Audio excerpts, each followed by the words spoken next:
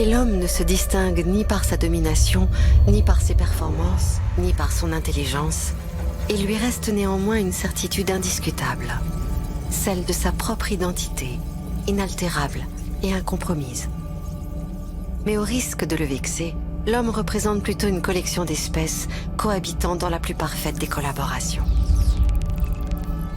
L'humain fonctionne grâce à des dizaines de milliers d'êtres microscopiques, sur et dans son corps, et sans lesquels il ne peut tout simplement pas vivre.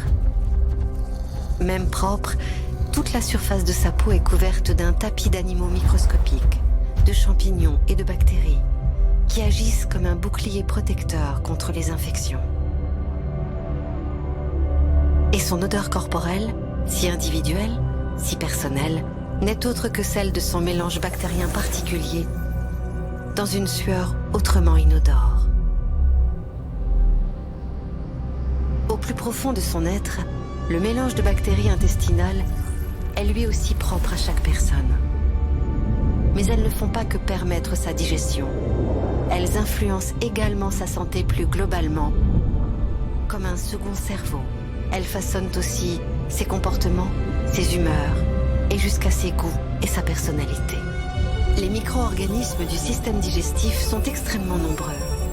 100 000 milliards, soit 10 fois le nombre de cellules d'un corps humain. Même ses propres cellules ne sont pas aussi purement humaines qu'ils ne le pensent. Au fil de l'évolution, des bactéries ont été intégrées, domestiquées et naturalisées pour finalement ne plus quitter l'intimité des cellules humaines et devenir essentielles à leur fonctionnement.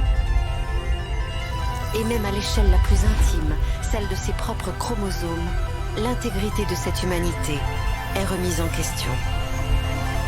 Depuis la nuit des temps, l'homme a régulièrement incorporé dans son génome des centaines de gènes étrangers. Au total, il s'agit de plus de 100 000 fragments de virus, soit 10% de l'ensemble du génome humain. Finalement, l'humanité dans son intégrité même n'est rien d'autre que le fruit d'une immémoriale collaboration interespèces. Dès lors, toutes les prétentions de l'homme par rapport aux autres espèces apparaissent aussi inappropriées qu'insignifiantes.